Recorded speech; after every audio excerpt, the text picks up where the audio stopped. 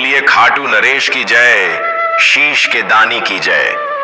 आज हम उस महान देवता की कहानी सुनने जा रहे हैं जो कलयुग में हारे हुए लोगों का सबसे बड़ा सहारा है। यह कहानी सिर्फ एक युद्ध या वीरता की नहीं है, बल्कि यह कहानी है एक ऐसे बलिदान की जिसकी मिसाल पूरी दुनिया में कहीं और नहीं मिलती।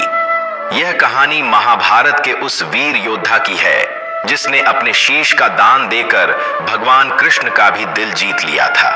तो चलिए समय के उस दौर में चलते हैं जब भारतवर्ष में धर्म और अधर्म के बीच एक बहुत बड़ा संघर्ष शुरू होने वाला था। लेकिन इस कहानी की नींव उससे बहुत पहले ही पड़ चुकी थी।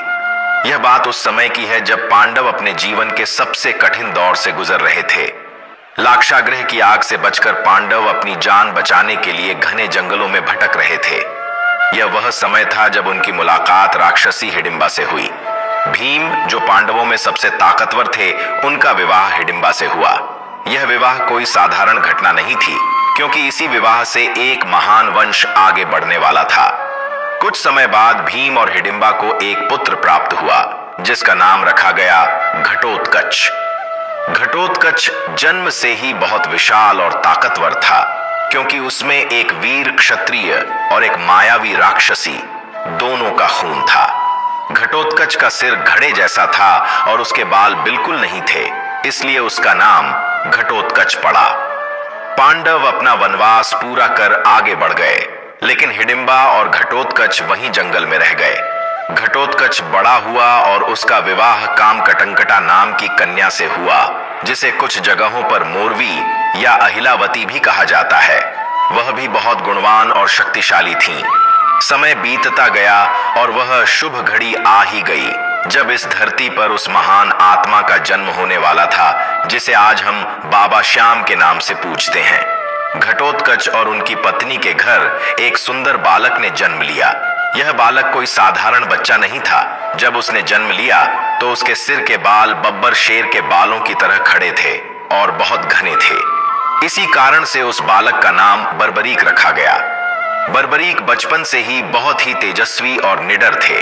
उनकी आंखों में एक अलग ही चमक थी जो यह बताती थी कि यह बालक बड़ा होकर कुछ ऐसा करेगा जो इतिहास में अमर हो जाएगा।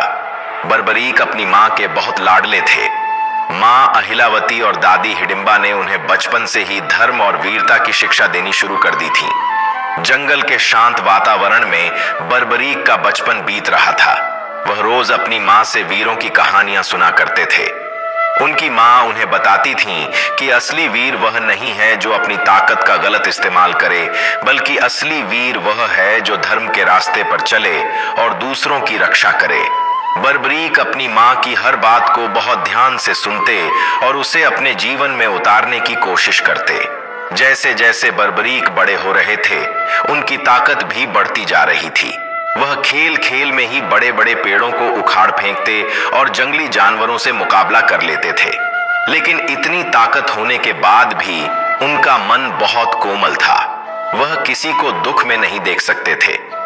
एक दिन बर्बरीक ने अपनी मां से पूछा कि मां, इस दुनिया में सबसे बड़ा धर्म क्या है और मुझे अपनी शक्ति का उपयोग किसके लिए करना चाहिए। तब उनकी मां ने उन्हें एक ऐसी सीख दी जो आगे चलकर बर्बरीक के जीवन का सबसे बड़ा उद्देश्य बन गई। मां ने बर्बरीक के सिर पर हाथ फेरते हुए कहा कि बेटा, इस दुनिया में ताकतवर का साथ तो सब देते हैं, लेकिन जो सच्चा वीर होता है वह हमेशा उनका साथ देता है जो कमजोर हैं, जो हार रहे हैं और जिनका कोई सहारा नहीं है। मां की यह बात बर्बरीक के बाल मन पर गहरी छाप छोड़ गई। उन्होंने उसी वक्त मन ही मन यह ठान लिया कि वह हमेशा उसी पक्ष का साथ देंगे जो निर्बल होगा। उन्होंने अपनी मां को वचन दिया कि मां, मैं तेरी इस सीख को कभी नहीं भूलूंगा। मेरी ताकत हमेशा हारने वाले की ढाल बनेगी। यही वह वचन था जिसने बर्बरीक को हारे का सहारा बनाया। शिक्षा और संस्कारों के साथ साथ अब अस्त्र शस्त्र की विद्या का समय भी आ गया था। बर्बरीक ने बहुत ही कम समय में युद्ध कला की सारी बारीकियां सीख ली थीं, लेकिन उन्हें पता था कि अगर दुनिया में धर्म की रक्षा करनी है तो उन्हें और भी ज्यादा शक्तिशाली बनना होगा। उन्हें देवों के देव महादेव और आदिशक्ति मां ग्यम्य दुर्गा की कृपा प्राप्त करनी होगी। बर्बरीक ने निश्चय किया कि वह घोर तपस्या करेंगे और भगवान शिव को प्रसन्न करेंगे। वह जंगल के एक एकांत स्थान पर गए और वहां ध्यान मग्न होकर बैठ गए। उनकी तपस्या बहुत कठिन थी। न धूप की चिंता, न बारिश का डर, न भूख की परवाह और न प्यास की। उनका पूरा ध्यान सिर्फ और सिर्फ भगवान शिव के चरणों में था। उनकी यह अटूट भक्ति और कठोर साधना देखकर भगवान शिव बहुत प्रसन्न हुए। भोलेनाथ तो वैसे भी अपने भक्तों पर बहुत जल्दी रीझ जाते हैं। भगवान शिव उनके सामने प्रकट हुए और उन्होंने बर्बरीक से वरदान मांगने को कहा। बर्बरीक ने हाथ जोड़कर भगवान को प्रणाम किया और कहा कि हे प्रभु, मैं चाहता हूं कि मैं इतना समर्थ बन सकूं कि पूरी दुनिया में मुझे कोई हरा न सके, ताकि मैं धर्म की रक्षा कर सकूं। भगवान शिव ने उनकी भक्ति और उनके उद्देश्य को जानकर उन्हें 3 ऐसे दिव्य बाण प्रदान किए जो पूरी सृष्टि में अद्वितीय थे। ये कोई साधारण बाण नहीं थे। ये 3 बाण इतने शक्तिशाली थे कि इनमें से केवल एक बाण ही पूरी सेना को खत्म करने के लिए काफी था। भगवान शिव ने उन्हें समझाया कि इन बाणों की शक्ति असीमित है। पहला बाण उन सभी जगहों को चिन्हित कर देता है जिन्हें तुम बचाना चाहते हो। दूसरा बाण उन सभी जगहों को चिन्हित कर देता है जिन्हें तुम नष्ट करना चाहते हो। और तीसरा बाण चलकर उन सभी चिन्हित शत्रुओं का नाश कर देता है और वापस तुम्हारे पास तरकश में आ जाता है। इन 3 बाणों की वजह से ही बर्बरीक को 3 बाणधारी कहा जाने लगा। इसके बाद बर्बरीक ने अग्निदेव की भी घोर तपस्या की। अग्निदेव ने प्रसन्न होकर उन्हें एक दिव्य धनुष प्रदान किया जो उन 3 बाणों को चलाने के लिए उपयुक्त था। अब बर्बरीक के पास वह शक्ति आ चुकी थी जिससे वह तीनों लोकों में किसी भी युद्ध को पल भर में समाप्त कर सकते थे। लेकिन इतनी शक्ति पाने के बाद भी बर्बरीक के अंदर रत्ती भर भी घमंड नहीं आया। वह अभी भी अपनी मां के आज्ञाकारी पुत्र और एक सरल स्वभाव के बालक ही थे। वह अपनी शक्तियों का प्रदर्शन करने के लिए नहीं बल्कि सही समय आने का इंतजार करने लगे।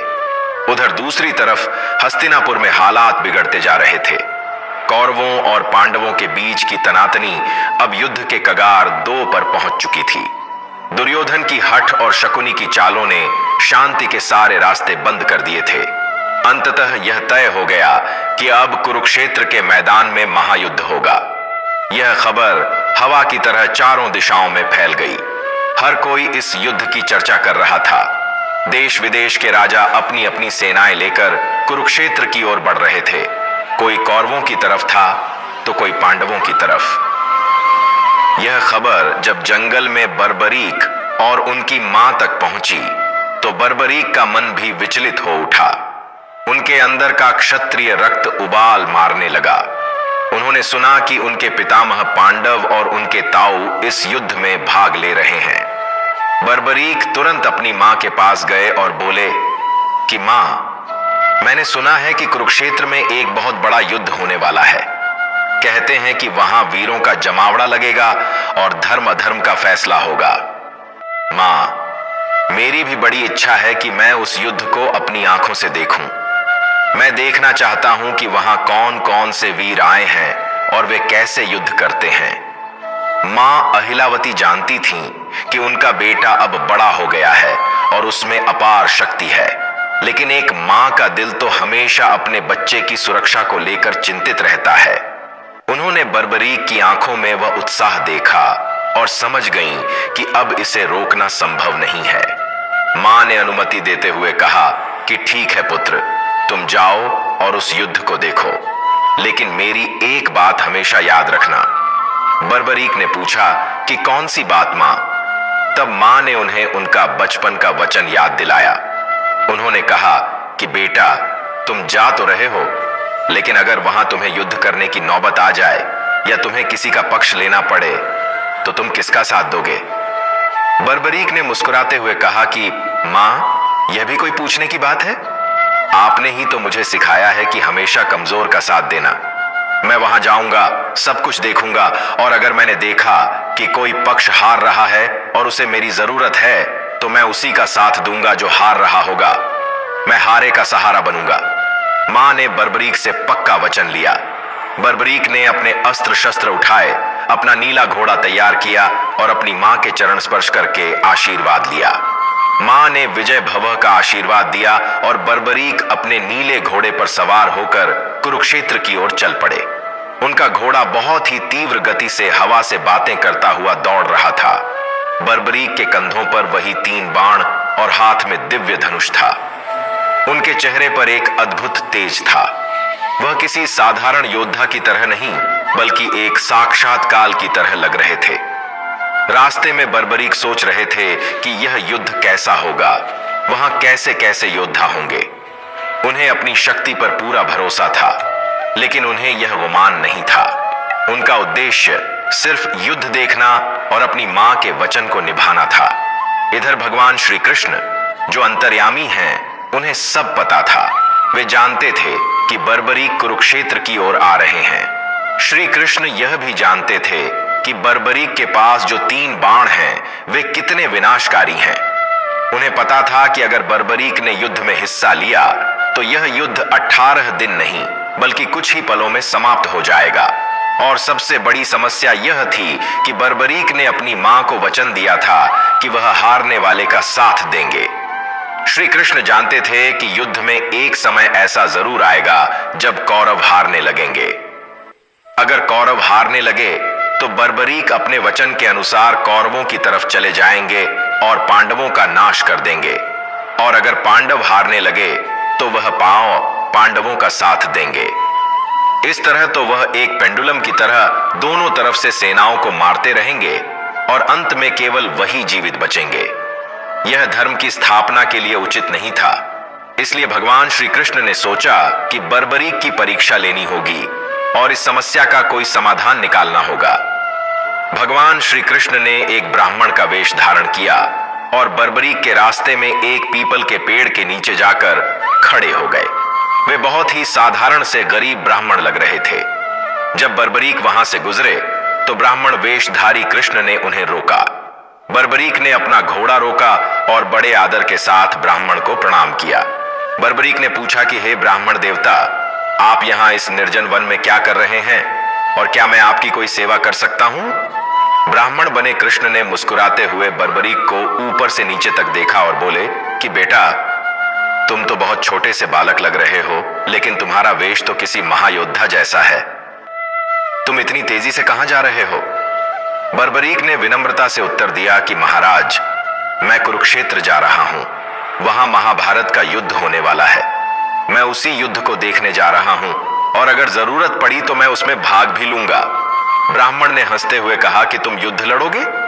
अरे बालक, तुम्हारे पास तो कोई सेना भी नहीं है और तुम अकेले हो। तुम्हारे तरकश में भी सिर्फ 3 ही बाण दिखाई दे रहे हैं। क्या तुम इन 3 मामूली बाणों से महाभारत जैसा विशाल युद्ध लड़ोगे? वहां तो भीष्म पितामह, गुरु द्रोण, कर्ण और अर्जुन जैसे महारथी हैं जिनके पास लाखों बाणों का भंडार है। तुम इन 3 बाणों से उनका सामना कैसे करोगे? जाओ, घर जाओ और खेलो। यह युद्ध तुम्हारे बस की बात नहीं है। ब्राह्मण की बातें सुनकर बर्बरीक को जरा भी गुस्सा नहीं आया, बल्कि उनके चेहरे पर एक हल्की सी मुस्कान आ गई। उन्होंने बड़े ही विश्वास के साथ ब्राह्मण देव से कहा कि हे महात्मा, आप मेरे इन 3 बाणों की संख्या पर मत जाइए। ये कोई साधारण लोहे के बाण नहीं हैं। ये स्वयं भगवान शिव के दिए हुए महाविनाशकारी अस्त्र हैं। मेरा सिर्फ एक ही बाण पूरी शत्रु सेना को पल भर में खत्म करने की ताकत रखता है। अगर मैंने 3 बाण चला दिए दैत्यकीय को, तो 3 लोकों में प्रलय आ जाएगी। बर्बरीक ने समझाया कि मेरा पहला बाण उन चीजों पर निशान लगाता है जिन्हें मुझे बचाना है, दूसरा बाण उन चीजों पर निशान लगाता है जिन्हें मुझे मारना है, और तीसरा बाण चलकर उन निशानों को भेद देता है और अपना काम पूरा करके वापस मेरे पास आ जाता है। इसलिए मुझे 3 से ज्यादा बाणों की जरूरत ही नहीं है। ब्राह्मण वेश में खड़े भगवान कृष्ण मन ही मन बर्बरीक के आत्मविश्वास की दाद दे रहे थे, लेकिन उन्हें तो दुनिया को यह दिखाना था कि बर्बरीक सच में कितने शक्तिशाली हैं। इसलिए उन्होंने एक परीक्षा लेने की सोची। कृष्ण ने पास ही खड़े एक विशाल पीपल के पेड़ की ओर इशारा करते हुए कहा कि बेटा, बातें तो बहुत बड़ी बड़ी करते हो। अगर तुम सच में इतने बड़े धनुर्धर हो तो सामने जो पीपल का पेड़ है उसके सारे पत्तों को अपने एक ही बाण से भेद कर दिखाओ। अगर तुम ऐसा कर सके तो मैं मान जाऊंगा कि तुम सच में महायोद्धा हो। बर्बरीक ने तुरंत चुनौती स्वीकार कर ली। उन्होंने कहा कि यह तो मेरे लिए बहुत छोटा सा काम है ब्राह्मण देव। बर्बरीक ने अपने तरकश से एक बाण निकाला और भगवान शिव का ध्यान किया। जैसे ही बर्बरीक ने धनुष पर बाण चढ़ाया और आंखें बंद की, भगवान कृष्ण ने चुपके से एक चाल चली। उन्होंने उस पीपल के पेड़ का एक पत्ता तोड़कर चुपचाप अपने पैर के नीचे दबा लिया। कृष्ण यह देखना चाहते थे कि क्या बर्बरीक का बाण उस छिपे हुए पत्ते को भी ढूंढ पाएगा या नहीं। बर्बरीक ने मंत्र पढ़कर बाण छोड़ दिया। वह बाण सनसनाता हुआ हवा में उड़ा और देखते ही देखते उसने पीपल के पेड़ के सारे पत्तों को एक एक करके भेद दिया। पेड़ पर हजारों पत्ते थे, लेकिन बाण की गति इतनी तेज थी कि पलक झपकते ही सारे पत्तों में छेद हो गए। लेकिन इसके बाद जो हुआ उसे देखकर ब्राह्मण बने कृष्ण भी हैरान रह गए। सारे पत्तों को भेदने के बाद वह बाण वापस बर्बरीक के पास नहीं गया, बल्कि वह घूमकर भगवान कृष्ण के पैरों के पास आ गया और उनके पैर के ऊपर मंडराने लगा। बाण वहीं हवा में रुक गया, जैसे वह किसी चीज का इंतजार कर रहा हो। बर्बरीक ने जब यह देखा तो वह समझ गए कि माजरा क्या है। उन्होंने मुस्कुराते हुए ब्राह्मण से कहा कि हे ब्राह्मण देव, कृपया अपना पैर हटा लीजिए। लगता है कि आपके पैर के नीचे भी एक पत्ता दबा हुआ है। मेरा बाण उस पत्ते को भेदना चाहता है, लेकिन वह आपका सम्मान कर रहा है, इसलिए रुका हुआ है। अगर आपने पैर नहीं हटाया तो यह आपके पैर को भेद कर उस पत्ते को छेद देगा। भगवान कृष्ण ने मन ही मन सोचा कि यह बालक तो सच में अजेय है। इसका निशाना कभी चूकता नहीं है और इसकी शक्तियों का कोई तोड़ नहीं है। उन्होंने अपना पैर हटाया और बाण ने तुरंत उस दबे हुए पत्ते को भी भेद दिया और वापस बर्बरीक के तरकश में चला गया। अब भगवान कृष्ण को पक्का विश्वास हो गया कि अगर बर्बरीक कुरुक्षेत्र के युद्ध में पहुंच गए तो अनर्थ हो जाएगा। बर्बरीक ने अपनी मां को वचन दिया है कि वह हारने वाले का साथ देंगे। कौरव सेना पांडवों से बड़ी है तो शुरू में पांडव कमजोर पड़ेंगे, तब बर्बरीक पांडवों का साथ देंगे और कौरवों को मारने लगेंगे।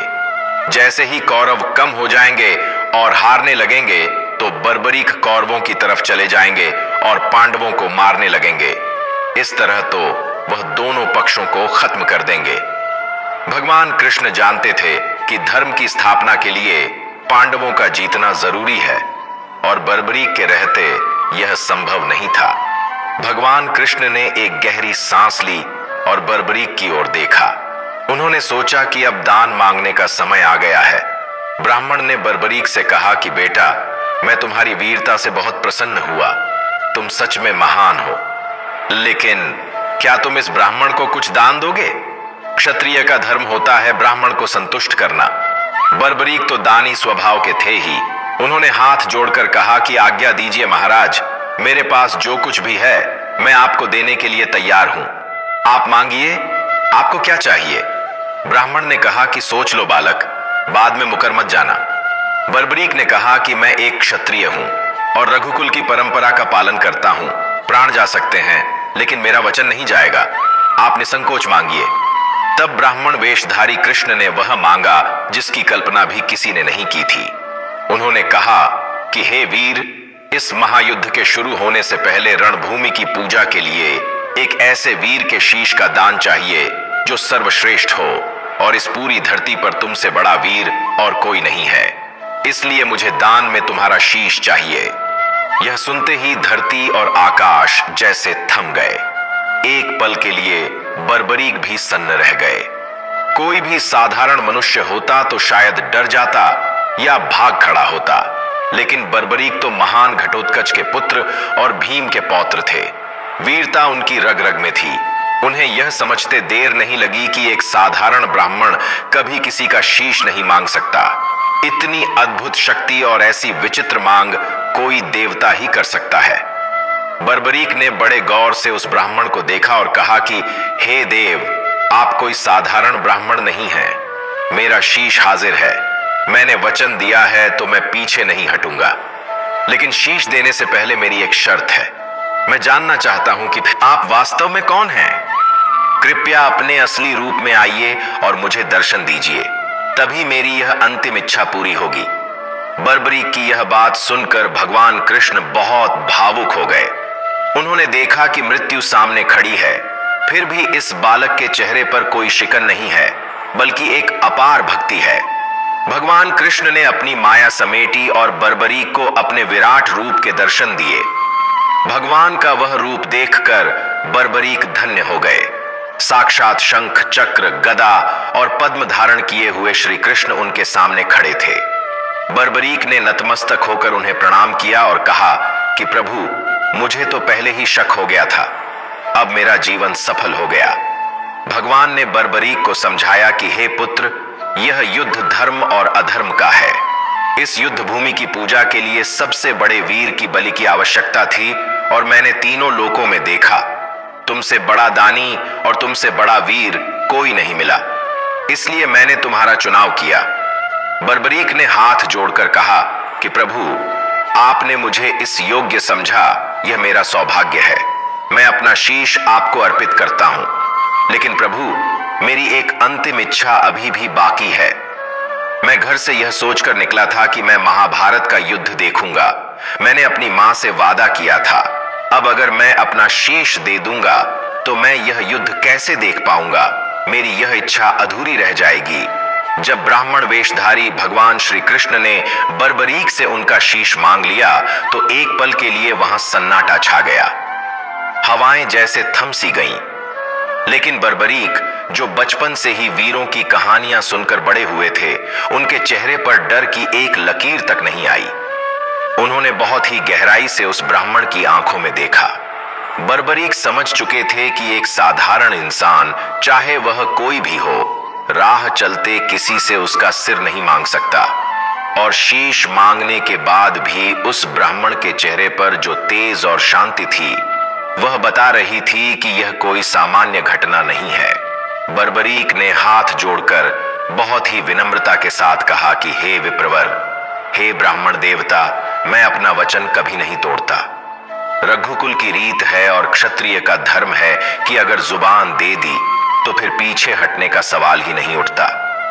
मेरा यह शीश तो क्या, अगर आप मेरे प्राण भी मांगते तो मैं हंसते हंसते दे देता। लेकिन मेरे मन में एक जिज्ञासा है, एक शंका है जिसे दूर करना बहुत जरूरी है। मुझे नहीं लगता कि आप एक साधारण ब्राह्मण हैं। आपकी वाणी में जो जादू है, आपके व्यक्तित्व में जो आकर्षण है, वह किसी देवता का ही हो सकता है। इसलिए मेरी आपसे विनती है कि आप अपना छल कपट छोड़िए और मुझे अपने असली रूप के दर्शन कराइए। मैं जानना चाहता हूं कि आखिर वह कौन सी शक्ति है जो मेरी परीक्षा ले रही है और जिसे मेरे शीश की आवश्यकता पड़ी है। बर्बरीक की यह बात सुनकर भगवान श्री कृष्ण मंद मंद मुस्कुराए। उन्हें लगा कि यह बालक न केवल बलवान है बल्कि बुद्धिमान भी है और इसका भक्ति भाव भी अटूट है। तब भगवान ने अपनी लीला दिखाई। अचानक वहां का वातावरण बदलने लगा। जो साधारण सा जंगल दिख रहा था, वहां एक दिव्य प्रकाश फैल गया।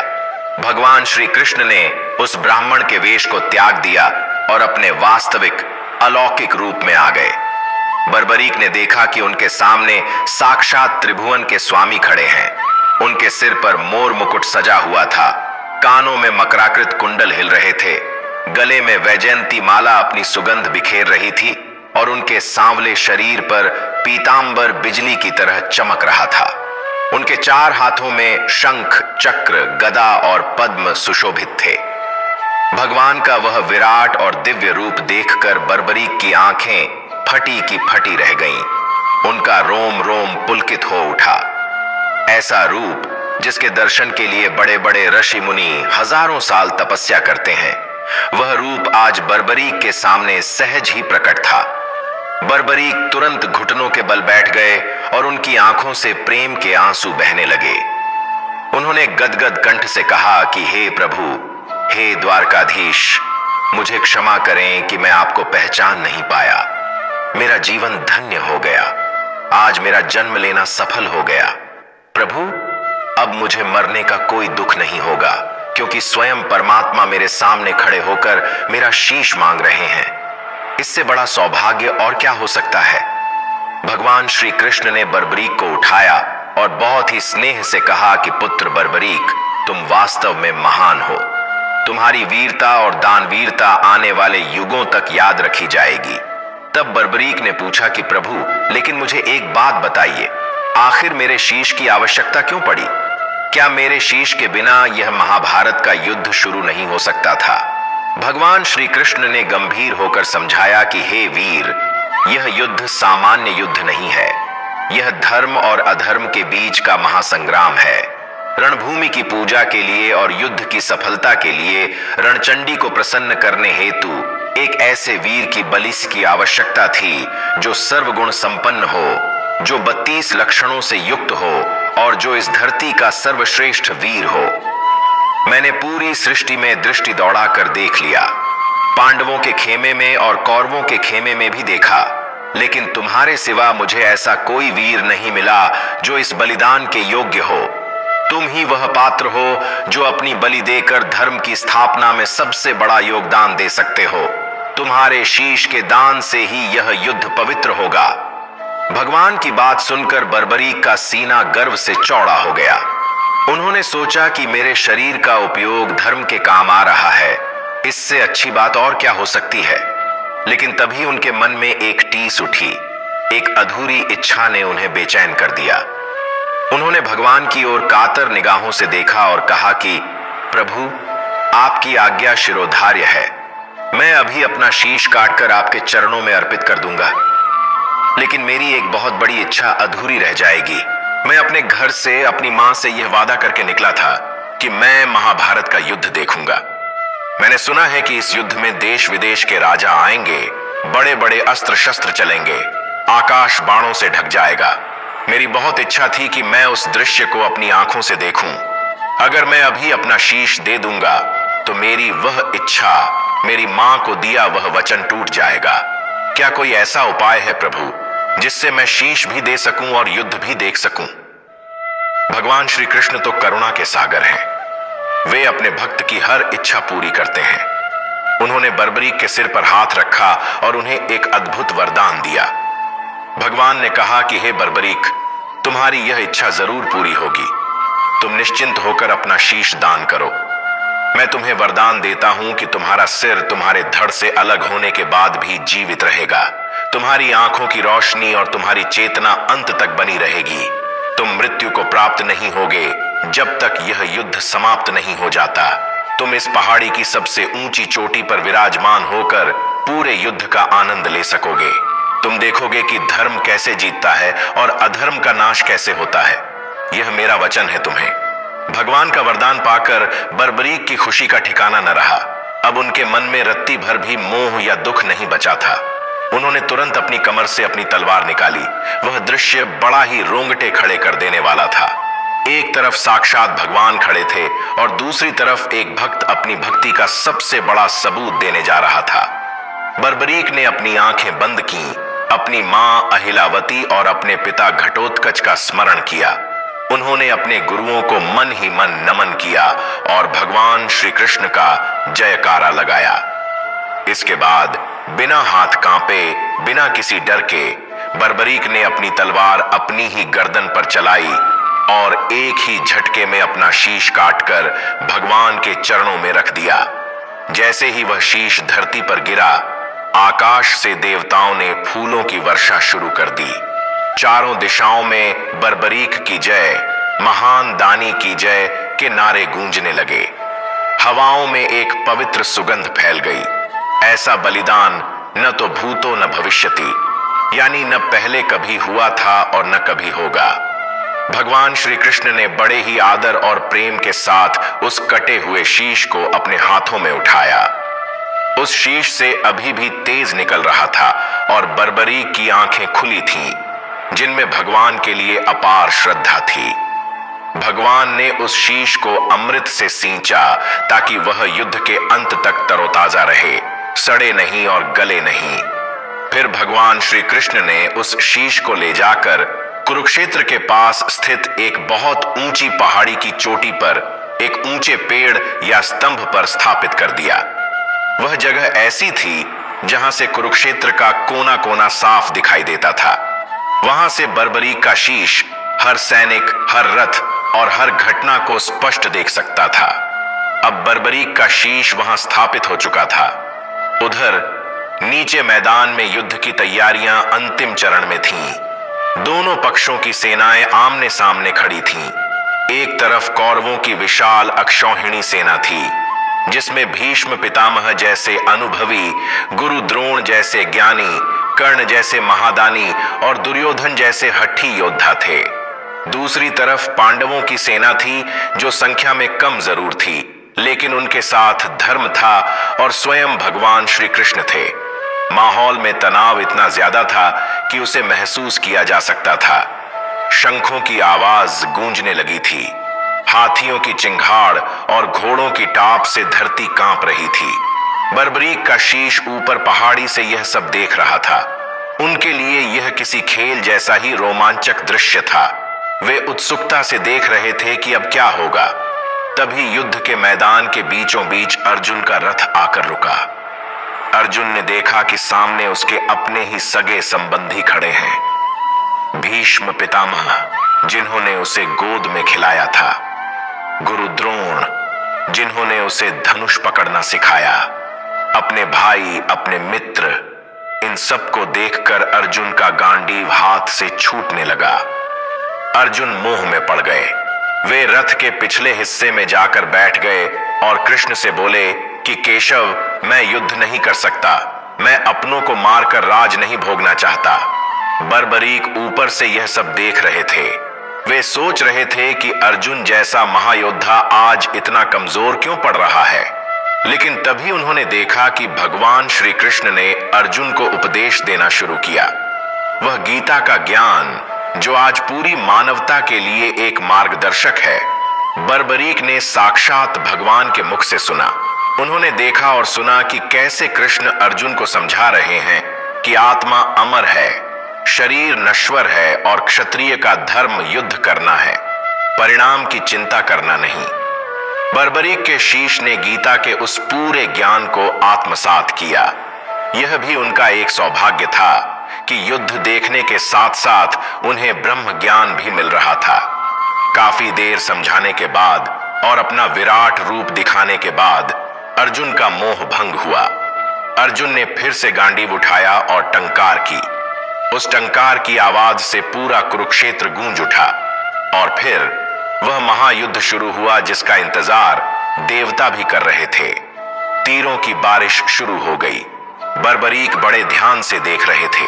वे देख रहे थे कि कैसे भीष्म पितामह अपनी वृद्धावस्था में भी शेर की तरह दहाड़ रहे थे। उनके बाणों के सामने पांडवों की सेना तिनकों की तरह उड़ रही थी। बर्बरीक मन ही मन भीष्म की प्रशंसा कर रहे थे कि वाह, क्या योद्धा हैं। उम्र का कोई असर नहीं, बाणों की गति बिजली से भी तेज है। हर दिन का युद्ध कुछ न कुछ नया लेकर आता था। खून की नदियां बह रही थीं, लेकिन बर्बरीक की नजरें हर उस बारीकी पर थीं जो आम इंसान नहीं देख सकता था। युद्ध का शंखनाद हुआ और कुरुक्षेत्र की धरती खून से लाल होने लगी। बर्बरीक का शीश पहाड़ी से सब कुछ देख रहा था। एक एक करके दिन बीतते गए और युद्ध भयंकर होता गया। बर्बरीक ने देखा कि कैसे 10वें दिन पितामह भीष्म, जो इच्छा मृत्यु का वरदान पाए हुए थे, अर्जुन के बाणों से छलनी होकर बाणों की शैया पर गिर पड़े। वह दृश्य बहुत ही करुण था, लेकिन बर्बरीक जानते थे कि यह विधि का विधान है। फिर उन्होंने देखा कि कैसे गुरु द्रोणाचार्य, जो कौरवों के सेनापति थे, उन्होंने पांडवों की सेना में हाहाकार मचा दिया। लेकिन फिर एक अर्ध सत्य अश्वत्थामा हतो नरो वा कुंजरो वा की वजह से उन्होंने शस्त्र त्याग दिए और धृष्टद्युम्न ने उनका वध कर दिया। बर्बरीक यह सब बड़े ही शांत भाव से देख रहे थे। उनकी आंखों में न तो किसी के लिए नफरत थी और न ही किसी के लिए मोह। वे बस एक साक्षी की तरह सत्य को देख रहे थे। फिर वह दिन भी आया जब वीर अभिमन्यु को 7 महारथियों ने घेर कर अन्याय से मारा। उस समय बर्बरीक की आंखों में भी क्रोध की ज्वाला उठी होगी, लेकिन वे तो केवल एक दर्शक थे, कुछ कर नहीं सकते थे। उन्होंने देखा कि कैसे उस बालक ने अकेले ही कौरवों के चक्रव्यूह को भेद दिया था। 17वें दिन का युद्ध सबसे रोमांचक था। महादानी कर्ण और अर्जुन आमने सामने थे। बर्बरीक ने देखा कि कर्ण का रथ का पहिया जमीन में धंस गया और वह निहत्था हो गया। कर्ण ने धर्म की दुहाई दी, लेकिन श्री कृष्ण के इशारे पर अर्जुन ने अंजलि बाण चलाया और कर्ण का मस्तक धड़ से अलग कर दिया। बर्बरीक ने देखा कि कैसे एक महान योद्धा का अंत हुआ और अंत में 18वें दिन भीम और दुर्योधन का गदा युद्ध हुआ। भीम ने श्री कृष्ण का संकेत समझकर दुर्योधन की जंघा पर प्रहार किया और उसे धराशायी कर दिया। दुर्योधन के गिरते ही कौरव सेना पूरी तरह हार गई और पांडवों की विजय हुई। 18 दिनों तक चला वह महाविनाश रुक गया। चारों तरफ शांति छा गई, लेकिन यह शांति श्मशान की शांति थी। बर्बरीक ने देखा कि जीत तो मिली, लेकिन बहुत कुछ खोने के बाद। युद्ध समाप्त होने के बाद पांडवों के शिविर में खुशी का माहौल था। हस्तिनापुर का राज अब उनका था, लेकिन जीत की इस खुशी के साथ साथ अनजाने में ही पांडवों के मन में अहंकार का एक बीज अंकुरित हो गया। जब पांचों पांडव और भगवान श्री कृष्ण एक साथ बैठे थे, तो बातों ही बातों में चर्चा छिड़ गई कि आखिर इस महान युद्ध का असली नायक कौन है। किसकी वीरता की वजह से यह असंभव जीत हासिल हुई है? भीमसेन, जो अपनी ताकत पर बहुत गर्व करते थे, अपनी छाती ठोककर बोले कि यह युद्ध मेरी वजह से जीता गया है।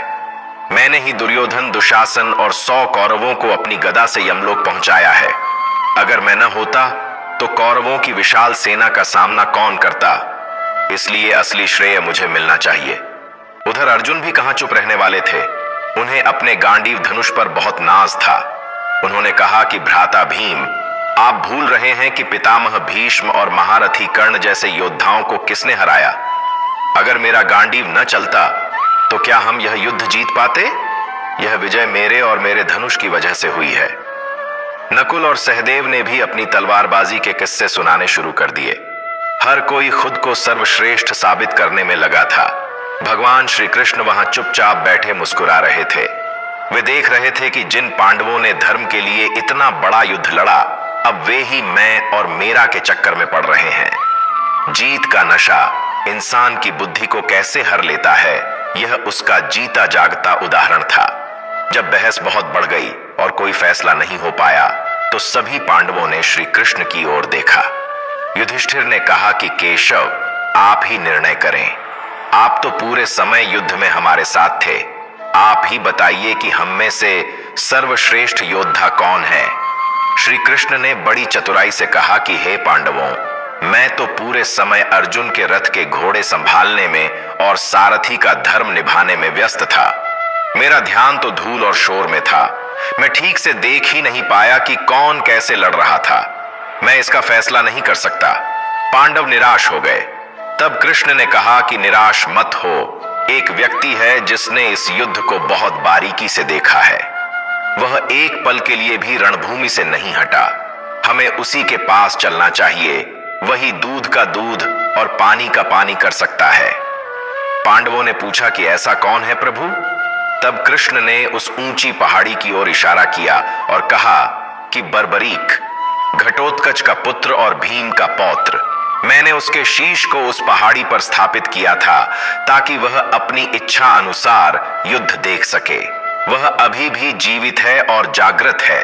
चलो उसी से पूछते हैं। सभी पांडव और भगवान श्री कृष्ण उस पहाड़ी पर चढ़े। वहां पहुंचकर उन्होंने देखा कि बर्बरीक का शीश एक अलौकिक तेज के साथ चमक रहा था। उनके चेहरे पर एक दिव्य शांति थी। पांडवों ने उन्हें प्रणाम किया। भीम को अपने पोते को देखकर बहुत गर्व हुआ। उन्होंने सोचा कि बर्बरीक तो मेरा ही खून है। वह जरूर मेरा ही पक्ष लेगा और कहेगा कि मेरे दादा भीम सबसे महान हैं। अर्जुन को भी विश्वास था कि बर्बरीक ने उनकी धनुर्विद्या देखी है तो वह उनका ही नाम लेगा। युधिष्ठिर ने आगे बढ़कर पूछा कि हे वीर पुत्र बर्बरीक, तुमने इस महाभारत के युद्ध को शुरू से अंत तक अपनी आंखों से देखा है। तुम सत्यवादी हो। कृपया हमारी शंका का समाधान करो। हमें बताओ कि इस युद्ध में तुम्हें किस योद्धा का पराक्रम सबसे श्रेष्ठ लगा? किसकी वजह से कौरवों का नाश हुआ और धर्म की जीत हुई? बर्बरीक ने यह प्रश्न सुना और जोर जोर से हंसने लगे। उनकी हंसी पहाड़ी की घाटियों में गूंजने लगी। पांडव एक दूसरे का मुंह देखने लगे कि यह हंस क्यों रहा है। हंसी रोककर बर्बरीक ने जो कहा, उसने पांडवों के पैरों तले से जमीन खिसका दी। बर्बरीक बोले कि हे पूज्य ताऊ और काका, आप लोग किस वीरता की बात कर रहे हैं? मुझे क्षमा करें, लेकिन सत्य तो यह है कि मुझे इस पूरे युद्ध में आप में से कोई भी लड़ता हुआ दिखाई ही नहीं दिया। पांडव हैरान रह गए। उन्होंने पूछा कि क्या कह रहे हो पुत्र? हम सब वहां थे। हमने इतने बाण चलाए, इतने शत्रु मारे। बर्बरीक ने कहा कि नहीं, मेरी आंखें झूठ नहीं बोल सकती। मैंने देखा कि रणभूमि में सिर्फ एक ही चक्र चल रहा था। वह था भगवान श्री कृष्ण का सुदर्शन चक्र। शत्रु की सेना पर जब भी कोई बाण लगता था तो उससे पहले ही सुदर्शन चक्र उनका काम तमाम कर देता था। आप लोग तो सिर्फ मरे हुए को मार रहे थे। और दूसरा, मैंने देखा कि पापियों के रक्त का प्याला भरने के लिए रणभूमि में महाकाली विकराल रूप धारण करके घूम रही थी। जो भी सैनिक गिरता, महाकाली उससे अपना ग्रास बना लेती थी। हे पांडवों, मुझे तो पूरे कुरुक्षेत्र में केवल दो ही सत्ताएं दिखाई दी, एक श्री कृष्ण और दूसरी महाकाली। कर्ता भी वही थे और कर्म भी वही थे। आप लोग तो केवल निमित्त मात्र थे, केवल कठपुतलियां थे। असली युद्ध तो स्वयं नारायण लड़ रहे थे। बर्बरीक का यह परम सत्य सुनकर पांडवों का सारा अभिमान पल भर में चकनाचूर हो गया। अर्जुन का सिर झुक गया, भीम का गर्व पिघल गया। उन्हें अपनी मूर्खता पर बहुत लज्जा आई। उन्हें समझ आ गया कि वे व्यर्थ ही अहंकार कर रहे थे। सब कुछ प्रभु की इच्छा से ही होता है। पांडवों ने हाथ जोड़कर भगवान श्री कृष्ण से क्षमा मांगी। वे समझ गए कि भगवान ने उनका घमंड तोड़ने के लिए ही उन्हें बर्बरीक के पास लाया था। भगवान श्री कृष्ण बर्बरीक के इस निष्पक्ष और सत्य वचन से बहुत अति प्रसन्न हुए। उन्होंने बर्बरीक के शीश को स्नेह से देखा और कहा कि हे बर्बरीक, तुमने आज न केवल सत्य का साथ दिया, बल्कि मेरे वास्तविक स्वरूप को भी पहचाना। तुमने धर्म के लिए अपना शीश दान दिया और फिर भी सत्य के मार्ग से नहीं डिगे। मैं तुम्हारे इस त्याग और भक्ति से ऋणी हो गया हूं। भगवान कृष्ण ने अपना वरद हस्त दिए आशीर्वाद वाला हाथ बर्बरीक के शीश पर रखा और एक ऐसा वरदान दिया जो इतिहास में अमर हो गया।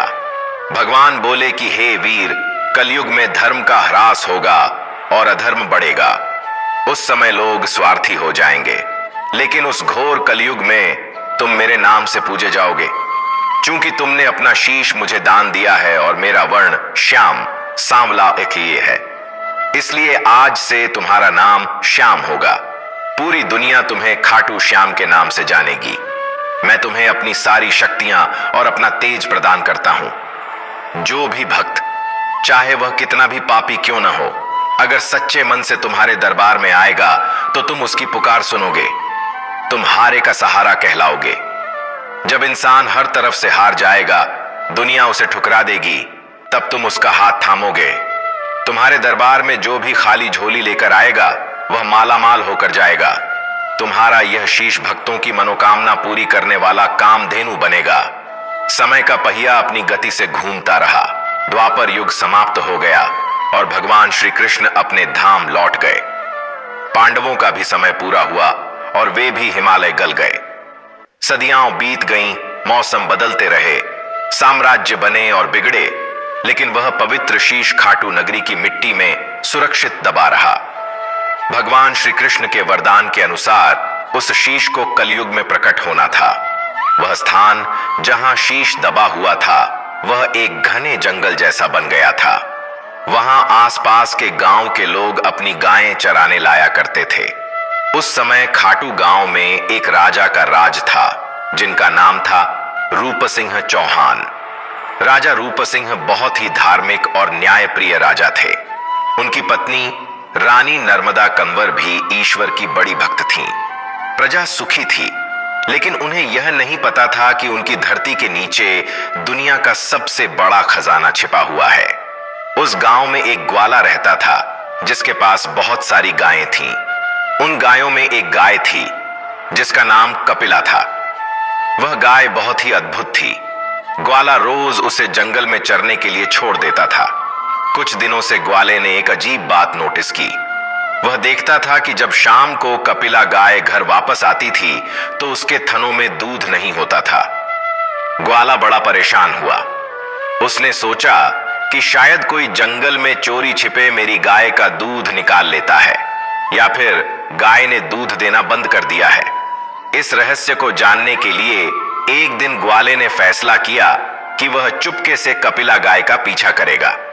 सुबह हुई, गाय जंगल की ओर निकली और ग्वाला उसके पीछे पीछे छिपकर चलने लगा। गाय चलते चलते जंगल के बीचों बीच एक सुनसान जगह पर पहुंची। वहां बहुत सारी झाड़ियां थीं और एक बड़ा सा टीला था।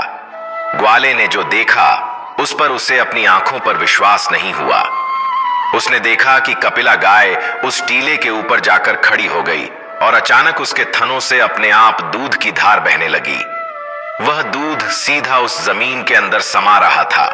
ऐसा लग रहा था जैसे गाय किसी अदृश्य देवता का अभिषेक कर रही हो। ग्वाला डर गया और दौड़ता हुआ राजा रूप सिंह चौहान के दरबार में पहुंचा। ग्वाले ने हाँफते हुए राजा को सारी बात बताई। उसने कहा कि महाराज, अनर्थ हो रहा है या चमत्कार मुझे नहीं पता, लेकिन मेरी गाय रोज एक जगह जाकर अपना दूध बहा देती है।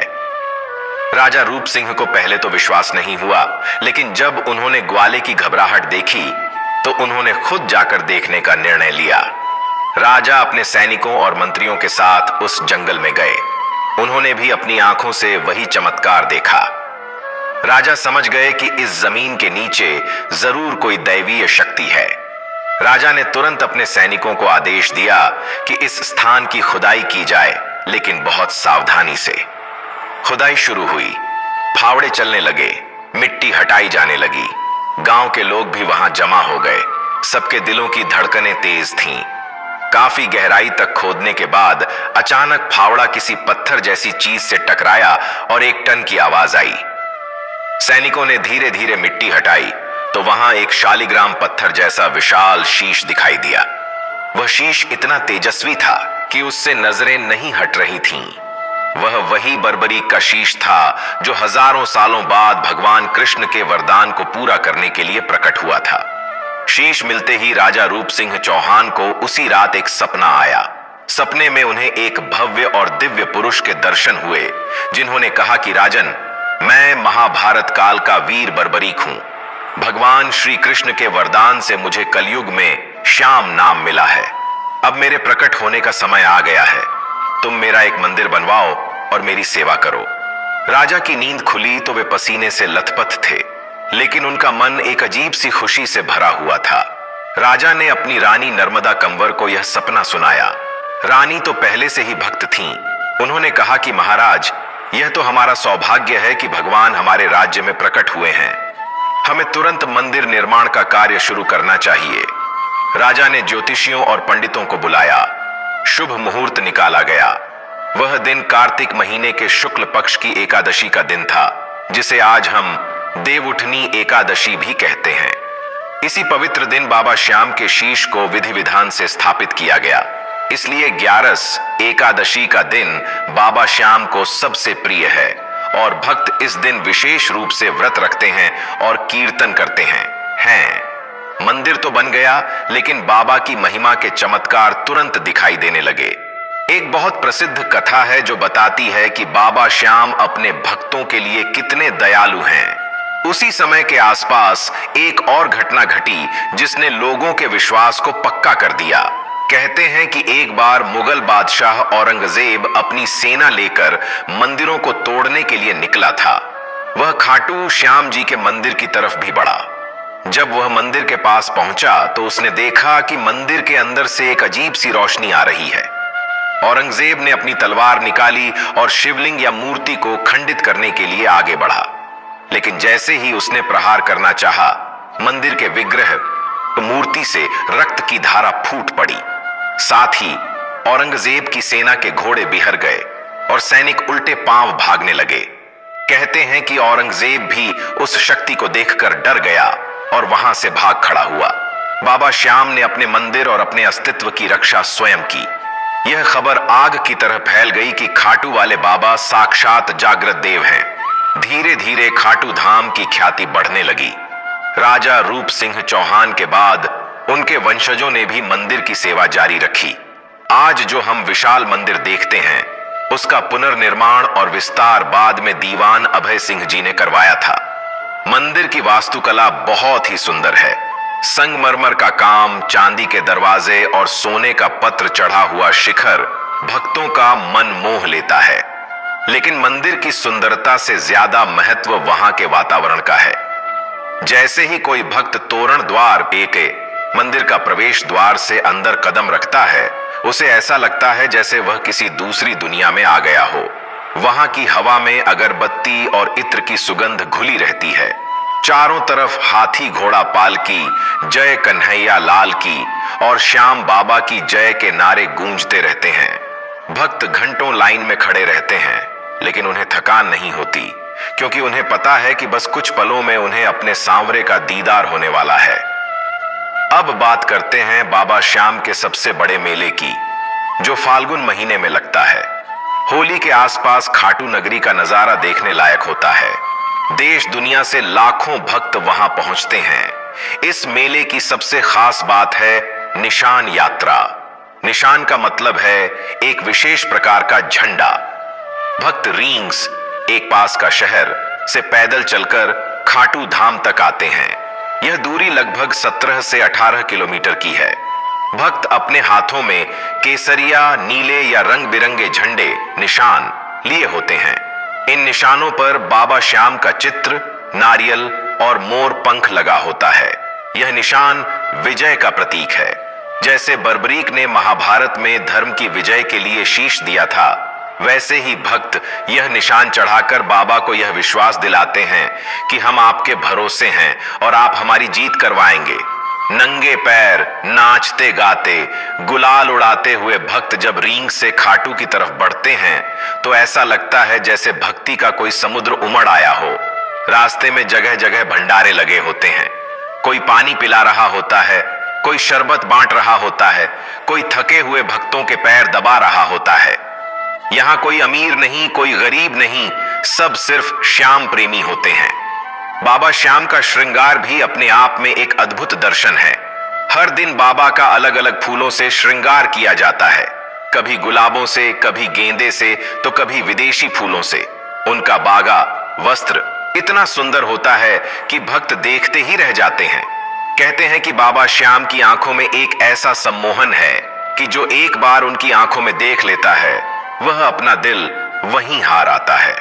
भक्त अपनी सारी पीड़ा, सारे दुख दर्द उन आंखों में देखकर भूल जाते हैं। कई भक्त तो मंदिर के अंदर घुसते ही रोने लगते हैं। यह रोना दुख का नहीं, बल्कि उस मिलन का होता है, उस सुकून का होता है जो उन्हें अपने पिता के घर आकर मिलता है।